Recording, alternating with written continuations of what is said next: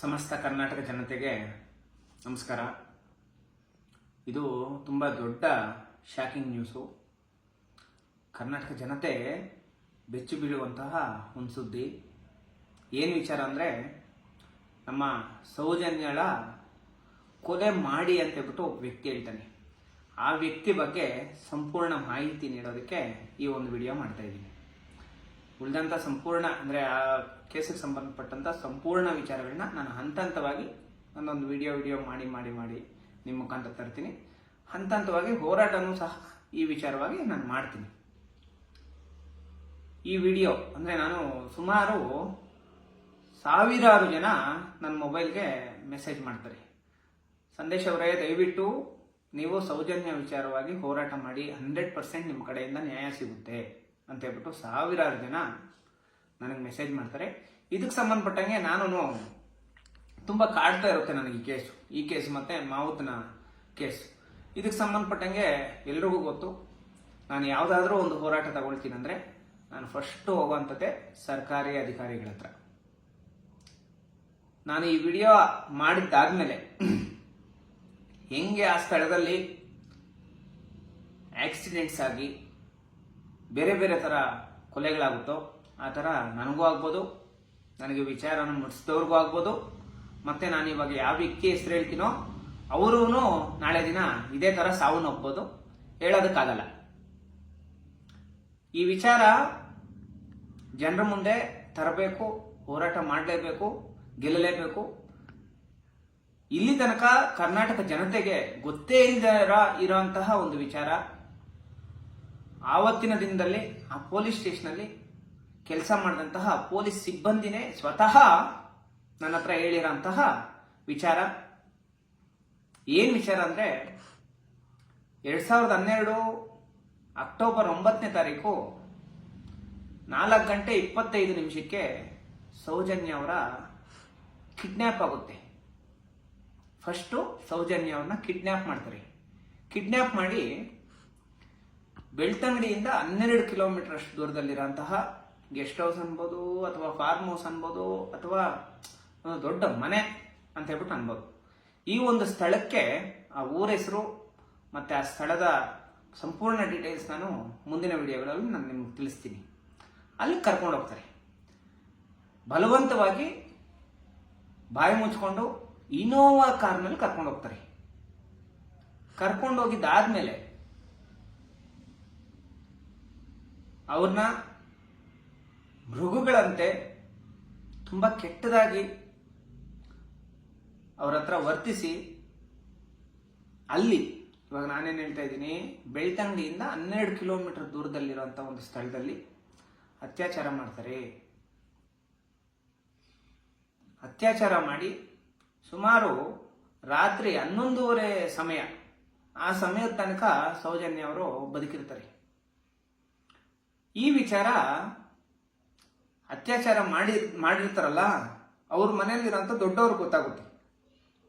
ಯಾರನ್ನ ಈ ಥರ ಕರ್ಕೊಂಡ್ ಬಂದಿದ್ದಾರೆ, ಈ ಥರ ಸಾವು ಬದುಕಿನ ಮಧ್ಯೆ ಇರ್ತಾರೆ ಅಂತ ಹೇಳ್ಬಿಟ್ಟು ಮನೆ ನೋಡ್ಕೊಳ್ಳೋಂಥ ವ್ಯಕ್ತಿ, ಅವರು ಅತ್ಯಾಚಾರ ಮಾಡಿರೋಂಥ ವ್ಯಕ್ತಿ. ಅಂದರೆ ಇವ್ರ ಹೆಸರುಗಳನ್ನೆಲ್ಲ ಹೇಳ್ತೀನಿ, ನಾನು ಯಾರಿಗೂ ಹೆದರೋ ಅಂಥ ವ್ಯಕ್ತಿ ಅಲ್ಲ. ಸೌಜನ್ಯ ಅವ್ರಿಗೋಸ್ಕರ ಇವತ್ತು ನನಗೆ ಸಾವು ಬರುತ್ತಾ, ನಾನು ಸಾಯ್ತೀನಿ. ಇವತ್ತಿಂದ ನನ್ನ ಮೇಲೆ ಸಾವಿರಾರು ಷಡ್ಯಂತ್ರಗಳು ರೂಪಿಸ್ತಾರೆ, ಸುಳ್ಳು ಕೇಸುಗಳು ಮಾಡ್ತಾರೆ. ನನ್ನನ್ನು ಆಕ್ಸಿಡೆಂಟ್ ಮಾಡಿ ಅಥವಾ ಬೇರೆ ಥರ ಸಾಯಿಸಬೇಕು, ಕೊಲೆ ಮಾಡಬೇಕು ಅಂತ ಹೇಳ್ಬಿಟ್ಟು ಕೂಡ ಮಾಡ್ತಾರೆ. ಸೌಜನ್ಯ ಅವ್ರಿಗೋಸ್ಕರ ನಾನು ಪ್ರಾಣ ಕೊಡೋದಕ್ಕೆ ಈ ಕ್ಷಣಕ್ಕೂ ನಾನು ಸಿದ್ಧನಿದ್ದೀನಿ. ಆ ಸಿದ್ಧನಿರೋದಕ್ಕೇನೆ ಈ ಒಂದು ವಿಡಿಯೋ ಮಾಡ್ತಾ ಇರೋವಂಥದ್ದು. ಆ ದೊಡ್ಡ ವ್ಯಕ್ತಿ ಅಲ್ಲೇ ಇದ್ದಂಥ ಪೊಲೀಸ್ ಸಬ್ ಇನ್ಸ್ಪೆಕ್ಟರ್ ಯೋಗೇಶ್ ಅವ್ರಿಗೆ ವಿಚಾರ ತಿಳಿಸ್ತಾರೆ. ಈ ಥರ ಇದೆಯಲ್ಲ, ಏನು ಮಾಡೋದು, ಇದರಲ್ಲಿ ದಯವಿಟ್ಟು ನಮ್ಮ ಕಡೆಯವ್ರನ್ನ ಉಳಿಸ್ಬಿಡಪ್ಪ, ನಾನು ನಿಮ್ಗೇನೋ ಮಾಡ್ತೀನಿ ಅಂತ ಆ ಸಂದರ್ಭದಲ್ಲಿ 32,70,000 ದುಡ್ಡನ್ನು ಯೋಗೇಶ್ ಅವರು ತಲುಪಿಸ್ತಾರೆ. ಯೋಗೇಶ್ ಅವರು ಯಾವ ಥರ ಇದೆ ಅವ್ರ ಸಿಚುವೇಶನು ಅಂತ ಹೇಳ್ಬಿಟ್ಟು ಕೇಳ್ತಾರೆ. ಕೇಳಿದಾಗ ಸಾವು ಬದುಕಿನ ಮಧ್ಯೆ ಇದ್ದಾರೆ, ಇವ್ರನ್ನ ಕರ್ಕೊಂಡೋಗಿ ಅವ್ರ ಮನೆ ಹತ್ರ ಬಿಟ್ಬಿಡ್ಬೇಕು ಅಂತ ಹೇಳ್ಬಿಟ್ಟು ನಾವು ಅನ್ಕೊಂಡಿದ್ದೀವಿ ಅಂತ ಹೇಳ್ಬಿಟ್ಟು ಅತ್ಯಾಚಾರ ಮಾಡಿರ್ತಾರಲ್ಲ ಇವ್ರು ಅಂತಾರೆ. ಆ ಸಮಯದಲ್ಲಿ ಯೋಗೇಶ್ ಅವ್ರು ಏನಂತಾರೆ ಅಂದರೆ, ಆ ಹೆಣ್ಣುಮಗಳು ಸೌಜನ್ಯ ಅನ್ನುವಂಥ ಹೆಣ್ಣುಮಗಳು ತುಂಬ ಪ್ರತಿಭಾವಂತ ಹೆಣ್ಮಗಳು, ತುಂಬ ಓದಿರ್ತಾಳೆ. ಇವಾಗ ನೀವೇನಾದರೂ ಅವ್ರ ಮನೆಗೆ ಏನಾದರೂ ಕರ್ಕೊಂಡೋಗಿ ಅಲ್ಲೇನಾದರೂ ಅವ್ರ ಮನೆ ಹತ್ರ ಏನಾದರೂ ಬಿಟ್ಟಿದ್ದೀರಂದ್ರೆ 100% ರಿಕವರಿ ಆಗಿ ಬಂದಿದ ತಕ್ಷಣ ನಿಮ್ಮೆಲ್ಲರ ಹೆಸರುಗಳನ್ನು ಹೇಳ್ತಾಳೆ. ಸರ್, ಈಗ ಏನು ಮಾಡೋದು ನಾವು? ಯಾವುದೇ ಕಾರಣಕ್ಕೂ ಸೌಜನ್ಯ ಅವ್ರನ್ನ ಜೀವದಿಂದ ಇಡಬೇಡಿ, ಅವ್ರನ್ನ ಸಾಯಿಸಿ. ಮತ್ತೆ ನೀವು ರೇಪ್ ಮಾಡಿರೋದ್ರಿಂದ ನಿಮ್ಮ ಎಲ್ಲ ದಾಖಲೆಗಳು ನಾಳೆ ಮೆಡಿಕಲ್ ಟೆಸ್ಟ್ ಮಾಡಿಸಿದಾಗ ಆಚೆ ಬಂದೇ ಬರುತ್ತೆ. ಅಂದ್ರೆ ಸೌಜನ್ಯನ ಕೊಲೆ ಮಾಡಬೇಕು ಅನ್ನೋ ಉದ್ದೇಶ ಆ ಒಂದು ಕಿರಾತಕರಿಗೆ, ಅಂದ್ರೆ ಅತ್ಯಾಚಾರ ಮಾಡಿರ್ತಾರಲ್ಲ ಆ ವ್ಯಕ್ತಿಗಳಿಗಿರಲ್ಲ. ಕೊಲೆ ಮಾಡು ಅಂತ ಹೇಳ್ಬಿಟ್ಟು ಹೇಳೋಂಥದ್ದೇ ಯೋಗೇಶ್, ಸಬ್ ಇನ್ಸ್ಪೆಕ್ಟರ್ ಯೋಗೇಶ್. ಇದಾದ್ಮೇಲೆ ಈ ಐಡಿಯಾ ಅಂದ್ರೆ ಏನು, ಮರ್ಮಾಂಗನ ಛಿದ್ರಗೊಳಿಸುವಂತ ಐಡಿಯಾ ಈ ಕಿರಾತಕರಿಗಿಲ್ಲ. ಐಡಿಯಾನೇ ಇಲ್ಲ ಅವ್ರಿಗೆ. ನಿಮ್ಮ ದಾಖಲೆಗಳು ಸಿಗಬಾರ್ದು ಅಂದ್ರೆ ಸೌಜನ್ಯಳ ಮರ್ಮಾಂಗಕ್ಕೆ ಮಣ್ಣು ತುಂಬಿಸಿ ಅಂತ ಹೇಳ್ಬಿಟ್ಟು ಐಡಿಯಾ ಕೊಡುವಂಥದ್ದೇ ಯೋಗೇಶ್. ನಾನು ನೇರವಾಗಿ ಹೇಳ್ತೀನಪ್ಪ, ಇದರಿಂದ ನನ್ನ ಮೇಲೆ 1000 ಕೇಸ್ ಆಗಲಿ, 100 ಸಲ ಅಲ್ಲ 1000 ಸಲ ನಾನು ಅರೆಸ್ಟ್ ಆಗಿ ಜೈಲಿಗೆ ಬಂದರೂ ಪರವಾಗಿಲ್ಲ, ನಾನು ಪ್ರಾಣ ಹೋದ್ರೂ ಪರವಾಗಿಲ್ಲ. ಯಾವ ಯೋಗೇಶ್ವನು ನಾನು ಕೇರ್ ಮಾಡೋಂಥ ವ್ಯಕ್ತಿ ಅಲ್ಲ. ಆ ಒಂದು ಮಾತು ಹೇಳಿದ ತಕ್ಷಣ ಇವರೆಲ್ಲ ಸೇರಿ ಅವತ್ತು ನೈಟು 1 ಗಂಟೆ ಅಷ್ಟು, ಅಂದ್ರೆ 1 ಗಂಟೆ ಸಮಯದಲ್ಲಿ ಕೂಡ ಜೋರು ಮಳೆ ಬೀಳ್ತಾ ಇರುವಂತ ಸಂದರ್ಭದಲ್ಲೂ ಕೂಡ ಸಾವು ಬದುಕಿನ ಮಧ್ಯೆ ಹೋರಾಟ ಮಾಡ್ತಾ ಇರುವಂತ ಸೌಜನ್ಯನನ್ನ ಅಲ್ಲಿ ಕರ್ಕೊಂಡು ಹೋಗೋದಕ್ಕೆ ಹೋದಾಗ ಇನ್ನೊಬ್ಬ ಪೊಲೀಸ್ ಸಿಬ್ಬಂದಿ, ಈಗ ಸದ್ಯಕ್ಕೆ ಎಲ್ಲಿಗೆ ಬರಬೇಡಿ, ಜನ ಓಡಾಡ್ತಾ ಇದ್ದಾರೆ. ಅವ್ರ ತಂದೆ ತಾಯಿ ಬೆಳ್ತಂಗಡಿ ಪೊಲೀಸ್ ಸ್ಟೇಷನ್ ಹತ್ರ ಹೋಗಿದ್ದಾರೆ. ಅವ್ರು ಪೊಲೀಸ್ ಸ್ಟೇಷನ್ ಮನೆಗೆ ಬರಲಿ, ತುಂಬಾ ಜೋರಾಗಿ ಮಳೆ ಬೀಳ್ತಾ ಇದೆ, ಜನ ಯಾರು ಇಲ್ದಿರ ಇರೋ ಒಂದು ಸಮಯದ ನೋಡಿ ನಿಮ್ಗೆ ಹೇಳ್ತೀನಿ ಅಂತ ಹೇಳ್ಬಿಟ್ಟು ಹೇಳ್ತಾರೆ. ಬೇರೆ ಇನ್ನೊಬ್ಬ ಪೊಲೀಸ್ ಅವ್ರನ್ನ ಅಲ್ಲಿ ಇಟ್ಟಿರ್ತಾರೆ ಅವರು ಮನೆ ಹತ್ರ. ಕರೆಕ್ಟಾಗಿ 3:30 ಸಮಯದಲ್ಲಿ ಮಳೆ ಸ್ವಲ್ಪ ಕಡಿಮೆ ಆಗಿರುತ್ತೆ. ಇವಾಗ ಯಾರೂ ಇಲ್ಲ, ಇವಾಗ ನೀವು ಬರ್ಬೋದು ಅಂತ ಹೇಳ್ಬಿಟ್ಟು ಅಂದಾಗ ಸೌಜನ್ಯಳನ್ನ ಜೀವದಲ್ಲಿರೋಂಥ ಸಮಯದಲ್ಲಿ ಅವಾಗಲೂ ಬದುಕಿರ್ತಾರೆ. ಆ ಟೈಮಲ್ಲಿ ಕರ್ಕೊಂಡು ಬಂದು ಅವ್ರ ಮನೆ ಹತ್ರ ಒಂದು ಮರಕ್ಕೆ ವೇಲಿಂದ ಕಟ್ಟಾಕಿ, ಅವರ ಒಂದು ID ಕಾರ್ಡಿಂದ ಕಟ್ಟಾಕಿ, ಅವರ ಯೋನಿಗೆ ಮರಳು ತುಂಬಿಸಿ ಅತೀ ಕಿರಾತಕವಾಗಿ, ಅಂದ್ರೆ ಮಣ್ಣನ್ನ ಮರ್ಮಾಂಗಕ್ಕೆ ತುಂಬಿಸಿ ಅತೀ ಕಿರಾತಕವಾಗಿ ಕೊಲೆ ಮಾಡ್ತಾರೆ. ಕೊಲೆ ಮಾಡಿದಾದ್ಮೇಲೆ ಅವ್ರ ಪಾಡ್ಗೆ ಅವ್ರು ಪರಾರಿ ಆಗ್ತಾರೆ.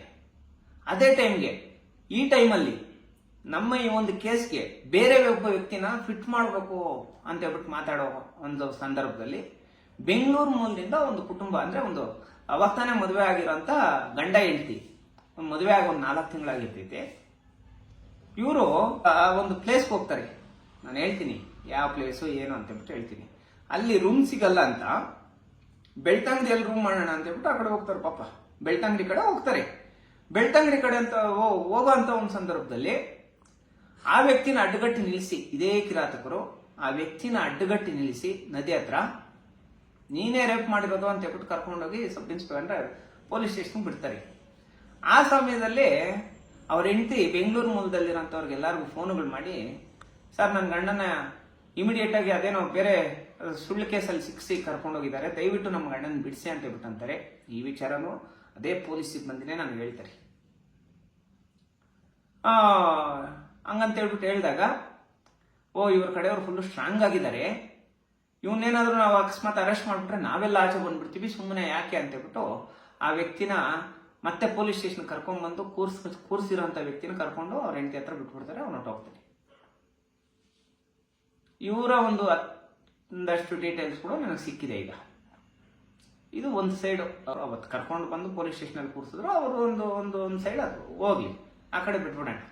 ಎರಡನೇ ವಿಚಾರ ಏನಂದ್ರೆ, ಇದೇ ತರ ಆ ವ್ಯಕ್ತಿನ ಯಾವ ತರ ಶಿಕ್ಷಿದ್ರು, ಸಂತೋಷ್ ರಾವ್ನ ಅದೇ ತರ ಶಿಕ್ಷಿದ್ರು ಅಂತ ಹೇಳ್ಬಿಟ್ಟು ಒಂದಷ್ಟು ಮಾಹಿತಿಗಳನ್ನ ಖಚಿತವಾಗಿ ನನಗೆ ಹೇಳ್ತಾರೆ.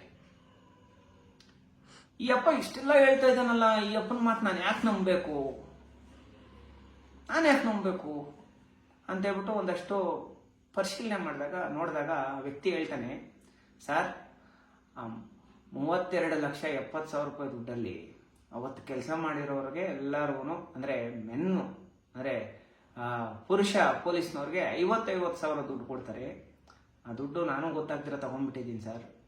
ಇವತ್ತು ನನಗೆ ಊಟ ಮಾಡೋಕ್ಕಾಗ್ತಾ ಇಲ್ಲ, ಊಟ ಇಳಿತಾ ಇಲ್ಲ. ನನ್ನ ಹೊಟ್ಟೆಯಲ್ಲಿ ಒಂದು ಹೆಣ್ಣು ಮಗಳಿದ್ದಾಳೆ. ಆ ಹೆಣ್ಣು ಮಗಳಿಗಾಗಿರೋ ಪರಿಸ್ಥಿತಿ ನನ್ನ ಮಗಳಿಗಾದ್ರೆ ಏನಾಗುತ್ತೆ ಅಂತ ಹೇಳ್ಬಿಟ್ಟು ನನಗೆ ಡೈಲಿ ನೋವಾಗ್ತಾ ಇದೆ ಸರ್. ನೀವಂದರೆ ಧೈರ್ಯವಾಗಿ ಹೋರಾಟ ಮಾಡ್ತೀರಾ. ನಾನು ನಿಮ್ಮ ಹತ್ರ ವಿಚಾರ ಹೇಳ್ತಾ ಇದ್ದೀನಿ. ನಾನೇ ನೇರವಾಗಿ ಬಂದು ಮಾತಾಡ್ಬೋದು, ಆದರೆ ನನಗೆ ಫ್ಯಾಮಿಲಿ ಇದೆ. ನಾನು ಮಾತಾಡಿದ್ದು ಕೇವಲ 4 ದಿನಕ್ಕೆ ನನ್ನನ್ನು ಆಕ್ಸಿಡೆಂಟ್ ಮಾಡಿ ಸಾಯಿಸಾಕ್ತಾರೆ ಸರ್. ನಾನು ಪೊಲೀಸ, ನಾನು ಅಧಿಕಾರಿನ, ಅದು ಇದು ಏನೂ ನೋಡಲ್ಲ ಸರ್. ದಯವಿಟ್ಟು ಈ ವಿಚಾರದಲ್ಲಿ ಆಗಿರೋಂಥ ವಾಸ್ತವಾಂಶ ಸತ್ಯ ಇದೆ ಸರ್. ಅವ್ರಿಗೆ ಇಲ್ಲದೇ ಇರೋಂಥ ಐಡಿಯಾಗಳನ್ನೆಲ್ಲ ಕೊಟ್ಟಂಥ ಸಬ್ ಇನ್ಸ್ಪೆಕ್ಟ್ರು ಅವ್ರನ್ನ ಅಮಾನುಷವಾಗಿ ಕೊಲೆ ಮಾಡಬೇಕು ಅಂತ ಇಷ್ಟೆಲ್ಲ ಮಾಡಿ ಸೌಜನ್ಯಳ ಕೊಲೆಗೆ ಅವರೂ ಒಂದು ಆರೋಪಿ ಆಗಿದ್ದಾರೆ ಸರ್.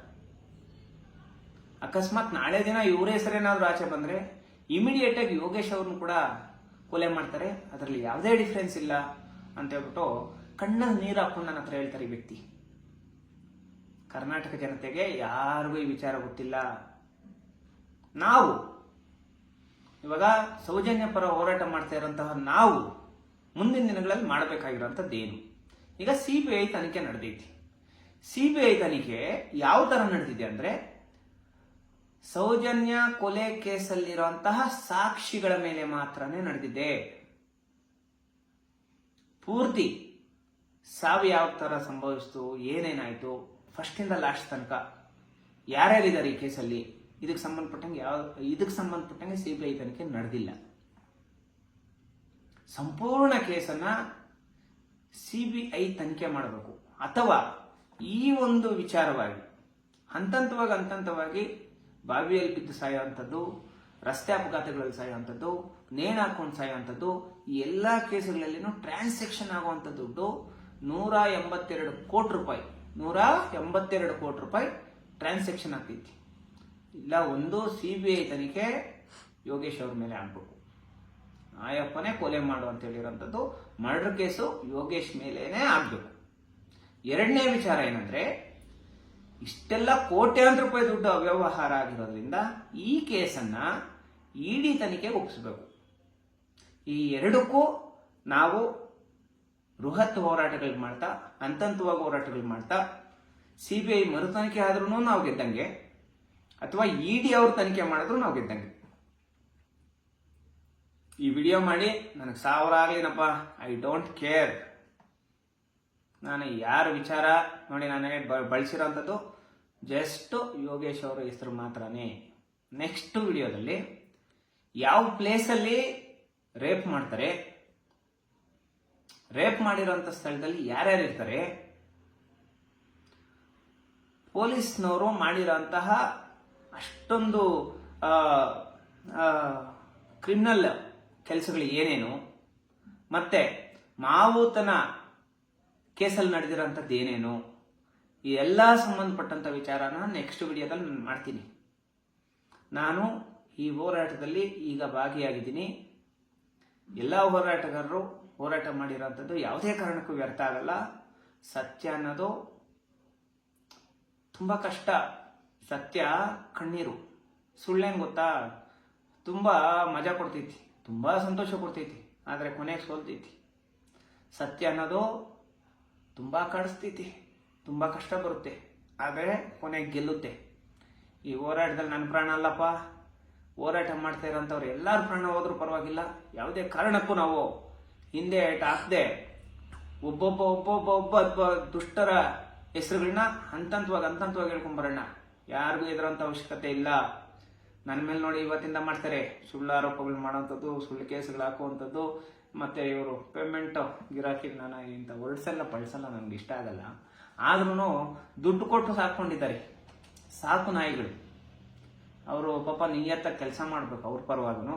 ಇಂಥವರೆಲ್ಲ 1000 ಜನ ನನ್ನ ಮೇಲೆ ಬಂದು ನನ್ನನ್ನು ಕೊಲೆ ಮಾಡಿದ್ರೂ ಪರವಾಗಿಲ್ಲ, ಸೌಜನ್ಯ ಅವ್ರಿಗೋಸ್ಕರ ನನ್ನ ಪ್ರಾಣ ಹೋದ್ರೂ ಪರವಾಗಿಲ್ಲ, ಎಲ್ಲರನ್ನೂ ಬಿಟ್ಟು ನನ್ನ ಫ್ಯಾಮಿಲಿನ ಬಿಟ್ಟು ನಮ್ಮ ಎಲ್ಲ ಜನತೆನ ಬಿಟ್ಟು ನಾನು ಸೌಜನ್ಯಕ್ಕೋಸ್ಕರ ಸಾಯೋದಕ್ಕೂ ರೆಡಿ ಇದ್ದೀನಿ. ಈ ಕೂಡಲೇ ಸಬ್ ಇನ್ಸ್ಪೆಕ್ಟರ್ ಯೋಗೇಶ್ ಅವ್ರನ್ನ ಕೊಲೆ ಪ್ರಕರಣದಲ್ಲಿ ಸೇರಿಸಬೇಕು. ಯೋಗೇಶ್ ಅವರೇ ಮಾಡಿರೋಂಥದ್ದು. ಬೆಳ್ತಂಗಡಿ ಇನ್ಸ್ಪೆಕ್ಟರ್, ಆ ಕಾಲದಲ್ಲಿದ್ದಂಥ ಇನ್ಸ್ಪೆಕ್ಟರ್ ಹೆಸರು ಕೂಡ ಕೇಳಿಸ್ತಾ ಇದೆ, ಆದರೆ ಸ್ಪಷ್ಟವಾಗಿ ಆ ವ್ಯಕ್ತಿ ಹೇಳಿಲ್ಲ. ಯಾರೋ ಆವಾಗ ಪೊಲೀಸ್ ಯಾರು ಸಿಬ್ಬಂದಿ ಇದ್ದಾರೋ ಅವ್ರು ಸ್ಪಷ್ಟವಾಗಿ ಹೇಳಿಲ್ಲ. ಅವ್ರು ನನಗೆ ಹೇಳಿರೋ ಅಂಥದ್ದು ಇವ್ರ ವಿಚಾರನೆ. ಇದಕ್ಕೆ ಸಂಬಂಧಪಟ್ಟಷ್ಟು ಒಂದಷ್ಟು ಡಾಕ್ಯುಮೆಂಟು ಇದೆ. ನಾನು ನಾಳೆ ದಿನ ಕೋರ್ಟಲ್ಲಿ ಸಬ್ಮಿಟ್ ಮಾಡೇ ಮಾಡ್ತೀನಿ, ಅದರಲ್ಲಿ ಎರಡು ಮಾತಿಲ್ಲ. ನಾನು ಇವಾಗ ಯಾರನ್ನೂ ನಂಬಿದಿರೋ ಇರೋಂಥ ಪರಿಸ್ಥಿತಿಯಲ್ಲಿದ್ದೀನಿ. ಕೋರ್ಟಲ್ಲಿ 100% ನನಗಿರೋಂಥ ಇನ್ಫಾರ್ಮೇಷನ್ಸ್ನ 100% ನಾನು ಸಬ್ಮಿಟ್ ಮಾಡ್ತೀನಿ. 100% ಈ ಯೋಗೇಶ್ ಏನಾದರೂ ಅರೆಸ್ಟ್ ಆಗಿದ್ದಾನಂದರೆ 100% ಸೌಜನ್ಯ ಪ್ರಕರಣದಲ್ಲಿ ನಮಗೆಲ್ಲರಿಗೂ ನ್ಯಾಯ ಸಿಗುತ್ತೆ. ದಯವಿಟ್ಟು ವಿಡಿಯೋ ನೋಡ್ತಾ ಇರೋಂಥವ್ರು ಈ ಕೂಡಲೇ ಎಚ್ಚೆತ್ಕೊಂಡು ಎಲ್ಲರಿಗೂ ತಲುಪಿಸಿ ಆ ಒಂದು ಬೃಹತ್ ಹೋರಾಟಕ್ಕೆ ಕೈ ಜೋಡಿಸಿ ದೊಡ್ಡ ಮಟ್ಟದ ಹೋರಾಟ ಮಾಡಿ ಯೋಗೇಶ್ ಅವ್ರ ಮೇಲೆ ನ್ಯಾಯಾಂಗ ಬಂಧನಕ್ಕೆ ವಹಿಸಬೇಕು, ಮತ್ತೆ ಕೊಲೆ ಆರೋಪಿಗಳಿಗೆ ಶಿಕ್ಷೆ ಆಗಬೇಕು ಅಂತ ದೊಡ್ಡ ಮಟ್ಟದ ಹೋರಾಟ ಎಲ್ಲರೂ ಸೇರಿ ಮಾಡೋಣ. ನಾನು ಆ ಒಂದು ಹೋರಾಟಕ್ಕೆ ನಾವೇನೋ ಇಷ್ಟೆಲ್ಲ ಹೋರಾಟ ಮಾಡಿದ್ದೀವಿ, ಏನೋ ಮಾಡಿದ್ದೀವಿ, ನಾನು ದೊಡ್ಡ ಲೀಡರ್ ಆ ಥರ ಎಲ್ಲ ಬರಲ್ಲ. ಸಾಮಾನ್ಯರಲ್ಲಿ ಸಾಮಾನ್ಯ ಕಾರ್ಯಕರ್ತನಂತೆ ಬರ್ತೀನಿ. ಯೋಗೇಶ್ ಅವ್ರ ಮೇಲೆ ಈ ಕೂಡಲೇ ನ್ಯಾಯಾಂಗ ತನಿಖೆ ನಡೀಬೇಕು, ಅವ್ರ ಮೇಲೆ ಕ್ರಮ ಕೈಗೊಳ್ಬೇಕು. ಅದಕ್ಕೆ ಮೊದಲಿಗೆ ಅದಕ್ಕೊಂದು ಹೋರಾಟ ಮಾಡೋಣ. ಅದಾದ್ಮೇಲೆ ಎಲ್ಲ ವಿಚಾರಗಳು ತಾನೇ ಬರ್ತೈತಿ. ಹಂತವಾಗಿ ರೇಪಿಸ್ಟ್ಗಳ ಮೇಲೇನೂ ಹೋರಾಟ ಮಾಡೋಣ, ಅವ್ರನ್ನೂ ಅರೆಸ್ಟ್ ಮಾಡಿ ಜೈಲಿಗೆ ಕಳಿಸೋಣ. ಮಾವುತನ ಕುಟುಂಬಕ್ಕಾಗಿರೋಂಥ ಅನ್ಯಾಯಕ್ಕೆ ಸಂಬಂಧಪಟ್ಟಂಗೂ ಡಾಕ್ಯುಮೆಂಟ್ ತಗೊಂಡಿದ್ದೀನಿ, ನೆಕ್ಸ್ಟ್ ವಿಡಿಯೋದಲ್ಲಿ ಬಿಡ್ತೀನಿ. ಈಗಾಗಲೇ ನಮ್ಮ ಜನತೆ ಎಚ್ಚೆತ್ಕೊಂಡಿದ್ದೀರಾ. ಎಲ್ಲ ಸಮುದಾಯದವರು, ಎಲ್ಲ ವರ್ಗದವರು ಸೌಜನ್ಯ ಪರವಾಗಿ ಹೋರಾಟ ಮಾಡ್ತಾ ಇದ್ದೀರಾ. ಹಂತವಾಗಿ ಎಲ್ಲರೂ ನಿಮ್ಗಿರೋಂಥ ಒಂದು ಸಲಹೆಗಳನ್ನ ಕೊಟ್ಟು ಹೋರಾಟನ ಮುಂದಕ್ಕೆ ನಾವು ಮುಂದುವರಿಸ್ಕೊಂಡು ಹೋಗೋಣ. Thank you so much. ಜೈ ಭೀಮ್.